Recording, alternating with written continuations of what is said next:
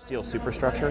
He just slip in a new mobile home after every hurricane. You just switch it out.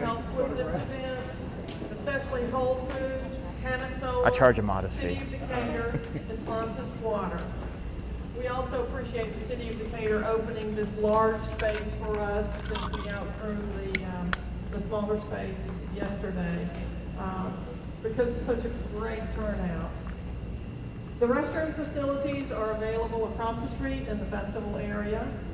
And if you have any questions that you're not able to get to the speaker afterwards, we do have 3x5 cards up here at the front of the stage and out at the registration table if you would like to put your contact information and write down your question for the speakers.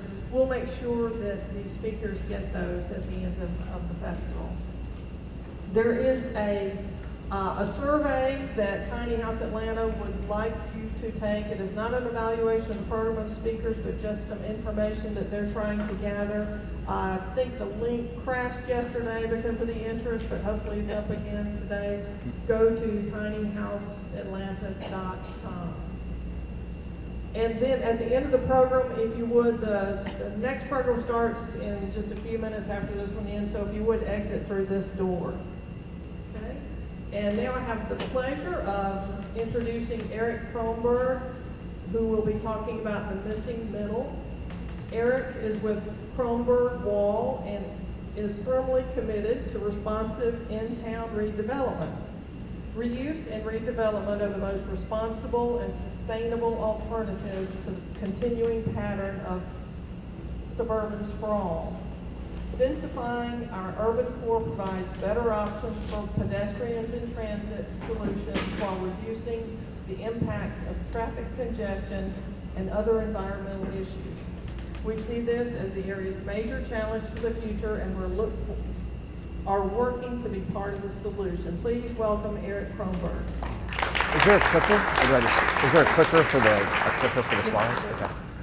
Hello, everybody. Eric Kronberg. Let me get the clicker. And just a brief introduction. I'm going to talk a little bit about missing middle housing, which for those of you that haven't heard about it, this is the housing types that are more dense than a single family house and less dense than the 200-unit apartment complex. These are the fourplex, the duplex, the cottage court housing groups, the little 12-plex traditional apartments that are built in the 1920s, a range of housing options that have been basically made mostly illegal by zoning over the past 50 years. But before I dig into that, a quick show of hands. Folks that are Decatur residents, could you raise your hand? And Atlanta residents? Good, okay. So I'm going to, also after I talk about missing middle housing, I'm going to talk about some very specific zoning hacks to be able to do tiny houses in Atlanta. Less concerned about Decatur because they fixed a lot of their zoning issues, so Decatur's in much better shape. Atlanta's still playing catch up. There you go. So Kronberg Wall, we do a variety of infill housing and commercial redevelopments. And one of the things that we're really interested in with tiny houses is not a tiny house on its own per se, but how tiny houses can really play a role in infilling and providing housing options in existing neighborhoods. We were part of a presentation last week with the Congress for New Urbanism and Georgia Conservancy talking about tiny houses. We had Will Johnson talking, Lynn Meany from Decatur. And one of the really important points that was brought up by Jeff Koski on the demographics is that we've got a lot of single family houses in the metro region. New household formations for the next 20 years are going to be predominantly individuals and two-person families. It's not going to be the traditional husband, wife, and 3 kids. We do not have nearly enough housing stock that will work for the individual or the 2 people. And these small, tiny houses for an individual are a phenomenal housing option. And the way the tiny houses fit into the missing middle housing is when you have a neighborhood that is full of single family houses and you have the ability to add a tiny house in your backyard, that second dwelling unit is one of the best ways to literally double the unit count of a neighborhood and provide housing choice. So we see a lot of opportunity for this, and one of the things that hit us last week We got question after question from folks of, I really dig tiny houses, I'd like to do in my backyard, when can I do this? How do I do this? And I was like, well, now I know I'm going to talk about on Sunday. I will help break this down for folks so you can understand how to walk through the process. In Atlanta, we are allowed to do guest houses. This is a second structure in the rear yard. There are all kinds of rules and limitations as to what a guest house is. I'm going to walk you guys through those rules and limitations so you can have an understanding of how to do these now. This is also a really good primer for folks that want to do this. This will be a little bit geeky zoning stuff, but these and building code stuff, but these are the things that you've got to navigate with tiny houses to get it done. So some of the zoning things are less applicable to Decatur, but a lot of it will apply all the way across if you're trying to do it. One of the big things, and again, hat tip to Scott Doyen and Angela for everything that's going on in Decatur, is how do these accessory dwelling units fit into the big picture? When you have a house, and I don't know if you can start, the graphics are a little tight, but you start with a house, you put the tiny house in the back, that is a rental income stream that allows you to reduce your housing costs overall and be a landlord and provide housing choice for the nannies, the grannies, the college grads, millennials, check a box of all the folks that could fit in, just need a small house for themselves. As you get into a further life development, you have that teenager, ship them out of the house, put them in the back house, and then as you age in place, when the kids are off to college, you no longer need the big house. You can live with your spouse or by yourself in the tiny house and rent out the full house. So one of the beauties of these tiny houses, they provide a massive range of income flexibility and living options all the way across the board. And before I forget, I saw somebody taking a picture of the slide. Totally cool, but we're going to put this whole presentation up on the web for download too. So it's going to be there probably by Tuesday. So just be advised, it's for sharing and passing around. Here's for Atlanta, we're going to get some geeky code stuff. What is a guest house? How do you define that? You define it by what it's not. It's not allowed to have temporary, or it's not allowed to have independent kitchen facilities. And then there's a whole range of other things. And I'm going to talk closely in a minute about what is and what is not a kitchen. Literally, this is the thing. It's crazy, but this is how our zoning works. We have to define a kitchen. There are, in the city of Atlanta, we have 4 typical single-family zoning categories, R1 through R5. You can do a guest house in any of these. And also, just to take a knock on Atlanta zoning that they are working to fix and how out of date it is, you're also allowed to do servants' quarters. I mean, there's certain things that just need to be updated in our zoning that are not appropriate for this time. But servants' quarters and guest houses are basically defined as the same thing. We need to change the terminology here. A couple big things. It's allowed in all the single-family zoning. Your guest house is only allowed to be 20 feet tall. Before you freak out about that, Atlanta has a really great way of measuring height. They measure to the midpoint of roof, not to the peak of roof. So that's not the top of your house, but halfway up. Again, this covers all height measurements for City of Atlanta. This is how we do it. FAR is called the floor area ratio. This is how zoning calculates how much stuff you can build on your lot. The accessory dwelling unit doesn't count for that. So it's free space from a zoning standpoint in that regard. But guest houses are included in lot coverage. The different zoning categories have a limit to how much ground cover you can have of impervious surface. That is driveways, that is sidewalks, that is buildings, and it usually ranges between 45 to 55% based on the individual zoning category. So that can be an issue.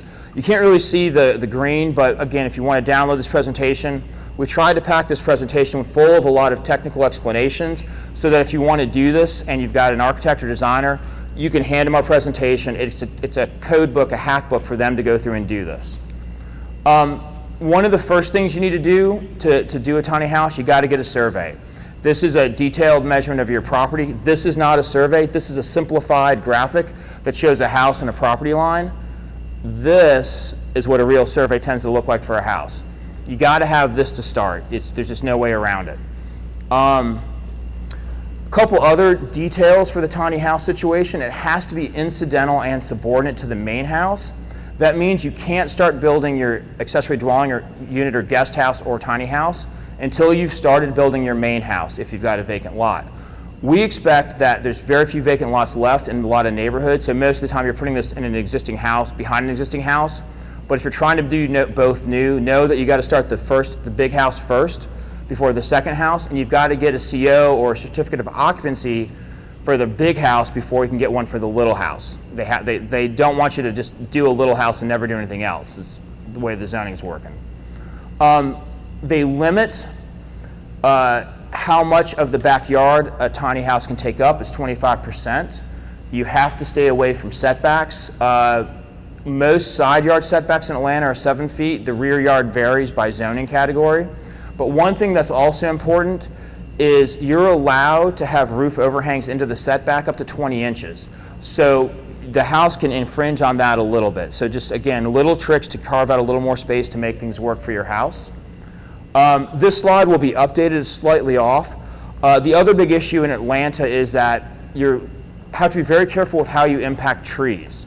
And again, this goes really for any kind of development, but when you're trying to put a tiny house in the backyard, odds are there's some trees back there. You are allowed to impact up to 20% of the critical root zone of a tree. How do you know what the critical root zone of a tree is? You measure it at breast height, 4.5 feet up, you get the diameter of the tree, and so if you've got a 20-inch tree, which is a relatively typical tree size in a backyard, you draw a radius for the root zone.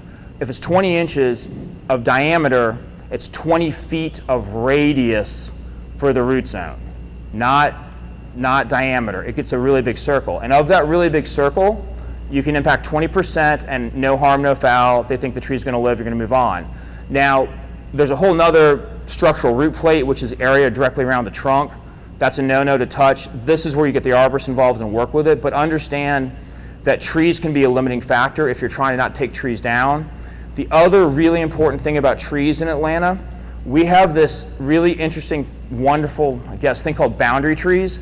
If you've got a tree that's on a property line or just directly into your neighbor's yard, you also have to respect the roots of that tree.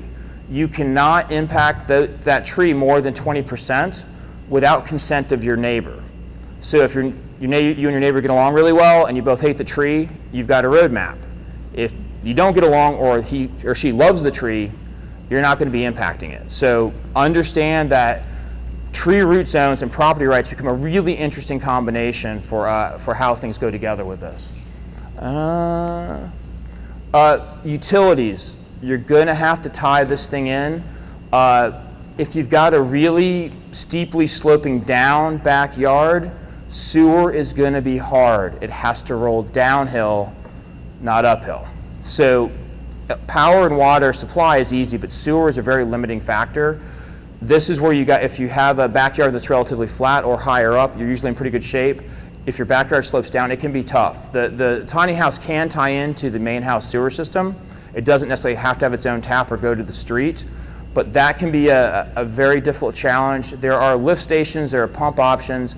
It's a lot better if you can avoid those. That can also be a gotcha to be aware of when trying to do this. The other thing that's interesting, because there's not enough regulations in the city of Atlanta, they also limit how big your guest house can be relative to your main house. And we took a house that we'd worked on years ago that's only 1,560 square feet, which is a relatively small house, I would contend, for a lot of neighborhoods. That means that we could do a 460-foot guest house. We have a design in here that is designed to that size. Odds are your house is probably bigger than that. This, as an example project, should work in most, 80% of the situations. How you site your guest house, really, it's about working around trees. It's about how does it fit well on the site. But if you've got a typical lot that's about 50 by 150, that's a very common lot size for City of Atlanta. I mean, it's going to look something generally similar to this. These guys this is an undersized lot. It's a little bit narrower. A lot of times, you'll have the common drive that comes in the back along here. Oh, look, I can do that. There, and you may have a shared parking pad. There are not parking requirements for your accessory dwelling unit. So you don't have to provide additional parking for that by zoning if you don't want to. Just, be aware of that. And this is, a sample guest house. This is 460 square feet. I'm going to talk about a couple of things here. I would also just point out that we have borrowed and reviewed the Katrina Cottage Handbook.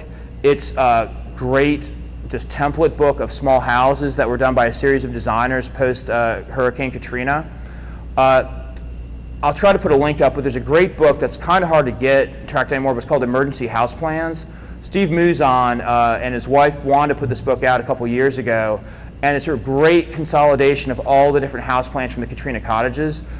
These are great designs that are well thought out. You don't necessarily have to start from zero when trying to custom design a tiny house. So just know that there's good stuff out there. But this is our example, and one of the things I want to point out with this house is, with Atlanta and probably with Decatur, the words you put on the plan are really important, okay? If you notice, you do not see kitchen written anywhere on this plan, right? There is a living space, and there's a counter, an under-counter fridge, and a sink. That's not a kitchen, that's just some cabinetry in a living room, okay? You understand what I'm saying? Now, one of the things that a lot of the tiny house advocates, I guess, complain about or talk about is there are building codes that you have to comply with. A couple of these require certain minimum sizes, which can be a challenge for some of the tiny houses you see out there, which is why they're on wheels. If you're going to go in for a 460-ish square foot tiny house, you're going to probably be okay with these sizes. One of the requirements is that one room in the house has to be at least 120 square feet, and it has to have one of its dimensions 7 feet wide. This living space here shown is 144 square feet, so you're ample there. And I'll talk about the kitchen now. It's kind of hard to see, but if you notice, the kitchen on the left, let me see, has a cooktop. That means that you can prepare food in your kitchen. It is a kitchen. If you notice on the left, this has a sink, cabinets, dishwasher. It has no stove or cooktop. This is not a kitchen. This is a kitchen by definition. If that cooktop went away, this would not be a kitchen. If you guys wonder how this could work for rental, hot plates, George Foreman grills, these do not need to show up in your plans. Make sure you have power outlets properly shown. Don't show a cooktop in your plan. There are appliances that can cover this to make it work. The other thing for bedrooms, it has to be at least 70 square feet, and it must be at least 7 feet in one dimension. Again, this is a little bit 7 by 10 inside clear by 13.5. 7 by 10 is itty bitty for a bedroom. There's plenty of those out there. This is slightly bigger. This works well. And one of the other things that we really like about the tiny houses, particularly for rental, is that it comes with a great front porch. Don't skimp on the porch. Provide quality outdoor space for people to use. Makes a huge difference, and I think this is probably, to me, one of the biggest differentiators between like micro apartments and apartment buildings and tiny houses. The connection to the outdoors and the ability to have a front porch makes a massive difference, I think, in the livability and the connection to the outdoors. So this cannot be, you just don't forget about the porch. That's the Tech Blast. I've got cards on the table if you guys want to grab a card. We have a blog, urbanspacekw.com. This will be up there for free. Download it, take it, use it, share it, however you want. I'll stop there. I'm happy to take questions. Yep. You mentioned the issue of sewage Yep. uphill, downhill. Yep. If the house has a basement, they have a sewage pump which Yep. pumps it up the street. Yep. So could this not also have that same situation? Yep. Into the pump? Yep, you can do that, and you may even be able to leverage the, oh, sorry, repeat the question was, if you've got a house that has a sewage pump in the basement because the house itself, can't gravity fall to the street, can you use that kind of solution for a tiny house? Yes, you can. If you don't have to, it's a lot better. You may be able to even use, if you have that kind of system in your house, the tiny house may be able to tie into that. That becomes a sizing and engineering question. There are technical solutions to overcome that. Technical solutions usually mean extra cost. So you can directly equate those two. That doesn't mean you shouldn't do it. It's just understand the challenges that you'll be facing and try to identify those challenges early so you can budget for them so you're not surprised halfway through the project. So, blue shirt, yes. Is the porch area, is the area of that porch need to be included with respect to the site limitations? The question was, does the area of the porch need to be included with the site limitations? Yes and no. You will include it in your lot coverage because it's impervious, it's not draining. So the area of the house for lot coverage will include the porch. So it does matter in that regard. However, the city of Atlanta does not include porches towards conditioned square feet limitations. So it doesn't hurt you there, and accessory dwelling units don't count for that either on the whole, so you're not hurt there. So really, lot coverage is what you got to deal with for the size of your porch. So somewhat. You said you can connect to the main meter and sewer, but is that a requirement, or can you sub-meter and separate out? That will be with the utility company. Yeah. And thank you. The question is, do you have to connect your utilities to the main house? Do you have the ability to connect directly? Power is usually not that hard. You pull a permit, Georgia Power will give you a separate meter. That's usually not that big a deal. Water tap fees and you're tying into the city street can be an issue. It's usually a lot easier to do gas and power because the power companies will cover those costs, but you can get pretty expensive with an extra water line. And I think the water's probably the one they won't let you do. Then kind of related, what would make that ADU an independent unit or a multifamily lot instead of just a single family with an ADU? The stove. The stove. Yeah, literally. If it's a stove, it's a kitchen, it's its own independent unit, and then you're in trouble with zoning and you got to go to multifamily. Perfect. Thank you. Yeah. Yes, gray shirt. So where, and this may not be for this particular talk, but Yep. where are, or what kind of time frame do we have for this Atlanta and Decatur before you can actually just do tiny house as a dwelling on the property and not a guest house or anything like that? Sure. So Atlanta, the question is, what's the timeline for Atlanta and Decatur to be able to do tiny houses? Decatur's already done a great update to the accessory dwelling units, and I'm going to pass the mic to Angela in a minute so she can talk about what Decatur's done. Atlanta's doing a study right now, a feasibility study to figure out how to update the zoning to allow tiny houses, I guess more as of right. I'm not sure exactly where they're going to land with that, but they're really hoping to push that this fall. So the other thing that's going on in Atlanta is that we're looking at an entire zoning rewrite. They've just finished a diagnostic looking at the entire zoning ordinance, and they've understood and realized that it's pretty messed up. It's got a lot of problems. And they're going to try to roll out some quick fixes over the next 6 to 12 months, and then kind of hunker down for this 3 to 7 year process to change the rest of the zoning because it literally takes that long for public approvals. And some of these tiny house things, I suspect, are going to be part of the feasibility study and quick fixes. So, I want Angela just to talk about real quick about Decatur, what you guys have done too.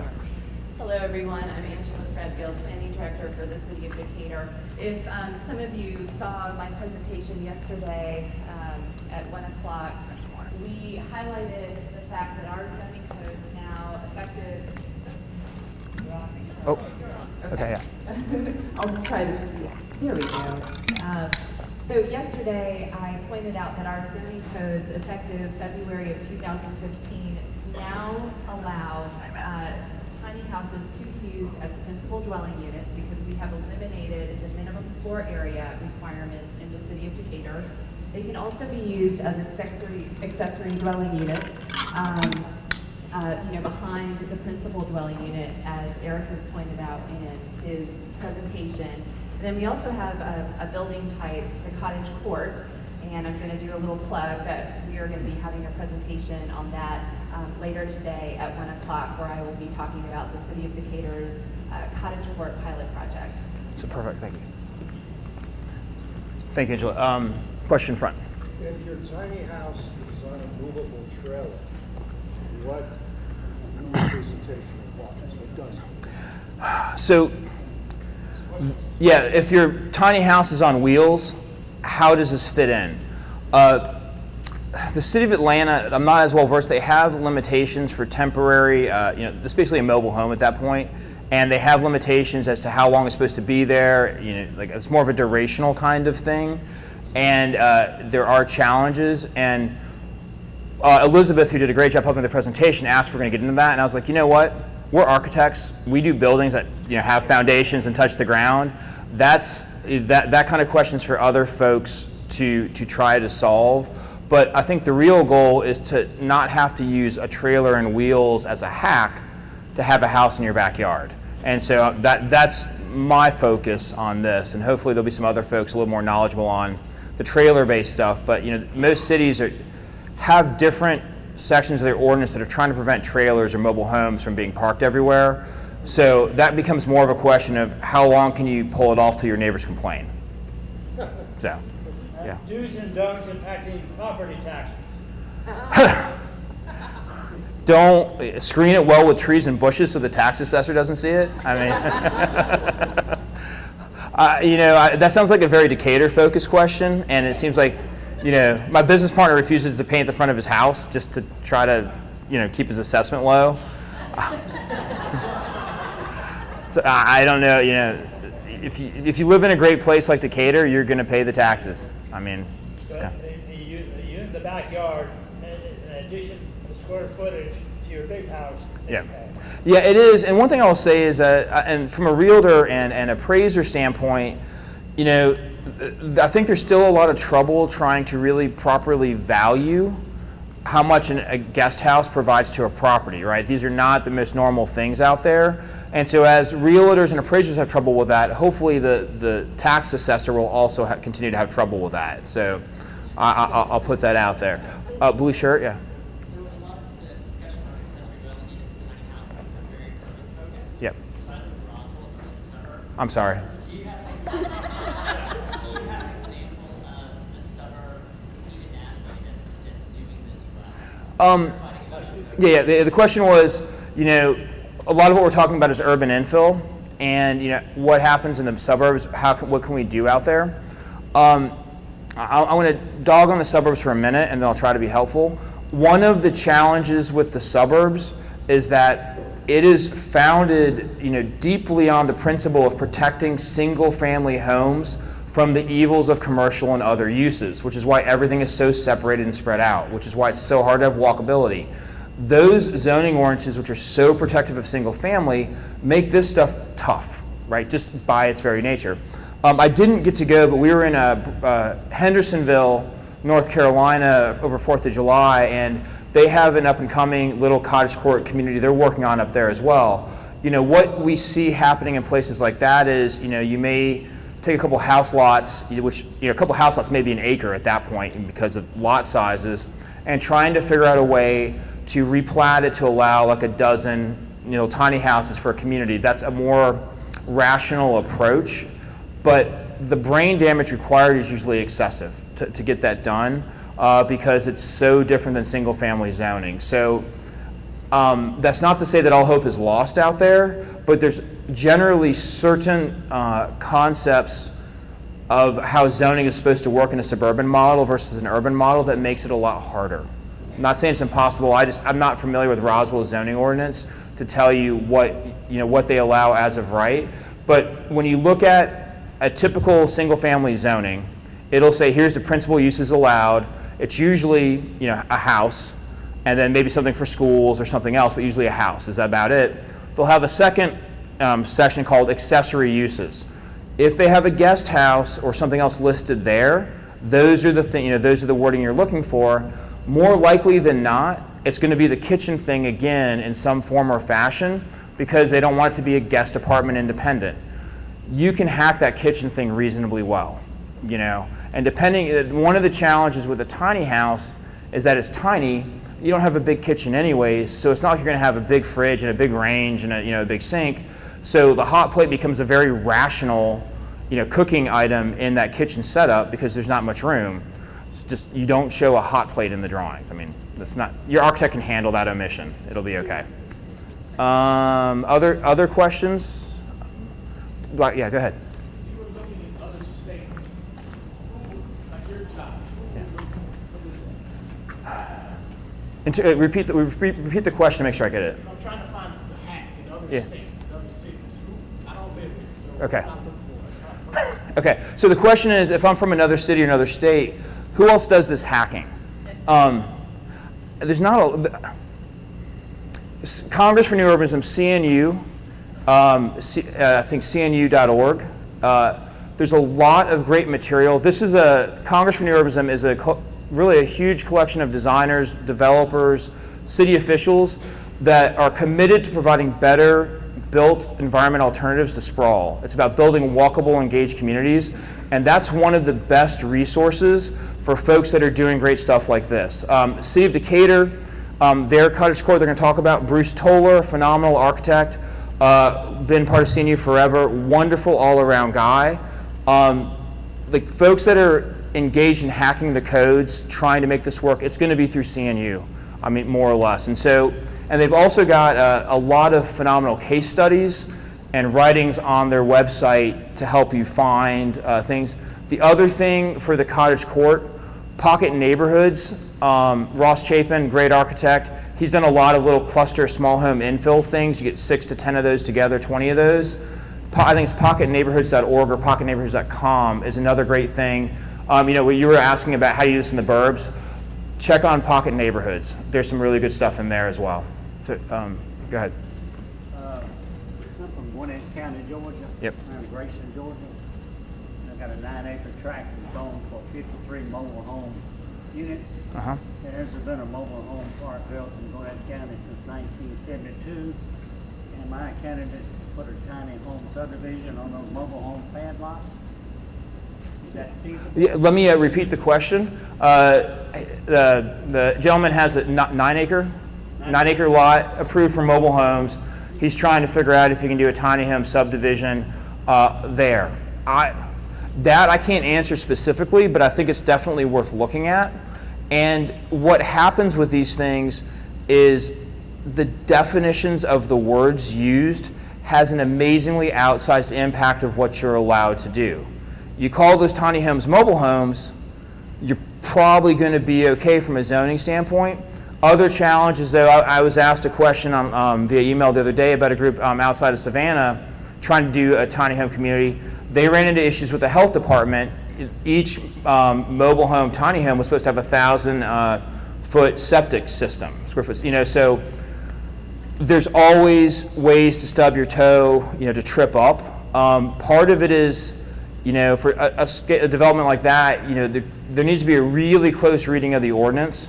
And what happens is when the city or county decides they don't like what you're trying to do, they will find every way possible to interpret the definitions in the most onerous way possible. If they like what you're trying to do, they can be a lot more accommodating of their interpretation of definitions. And sometimes their hands are just tied. So the design and the presentation and the appeal of the overall project can go a long way to setting a more positive tone to engaging with the governing jurisdiction.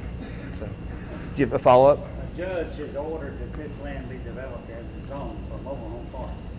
The neighbors would go berserk, but I'm thinking a tiny home might be acceptable for the neighborhood.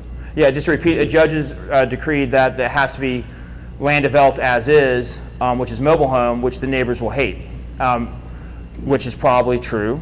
Again, this comes down to the packaging and design can have a really outsized impact on the appeal of the overall development.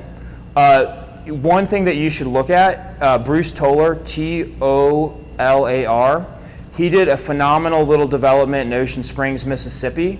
He gathered up about like 7 to 10 used Katrina cottages that were being sold by the government.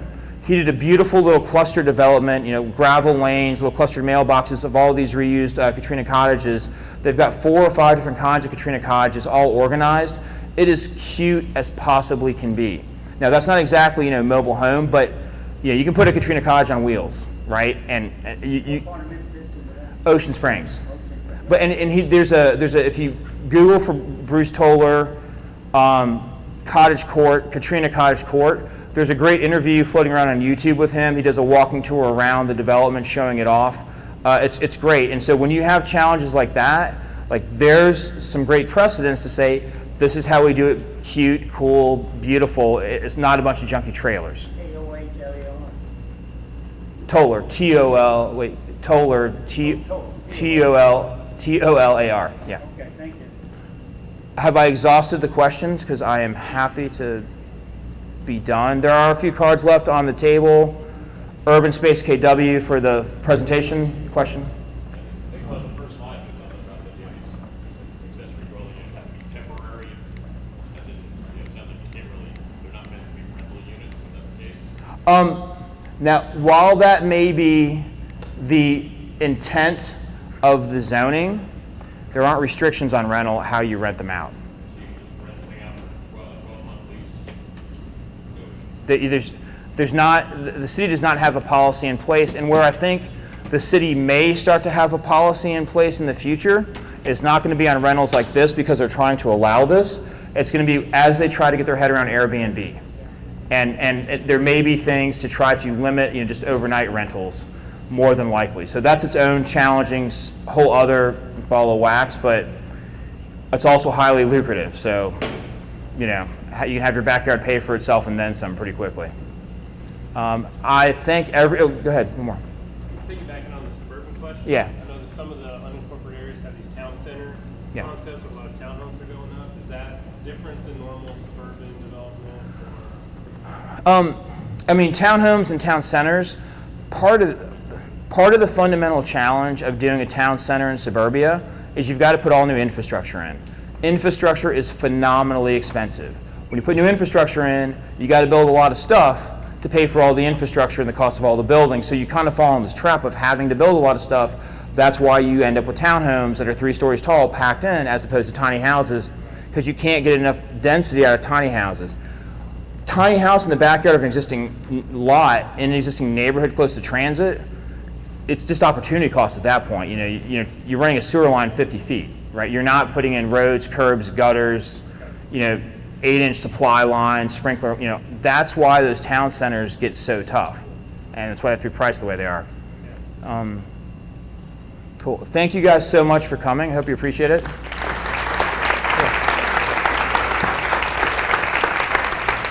Our next presentation starts at noon, so you got a few minutes. Come back.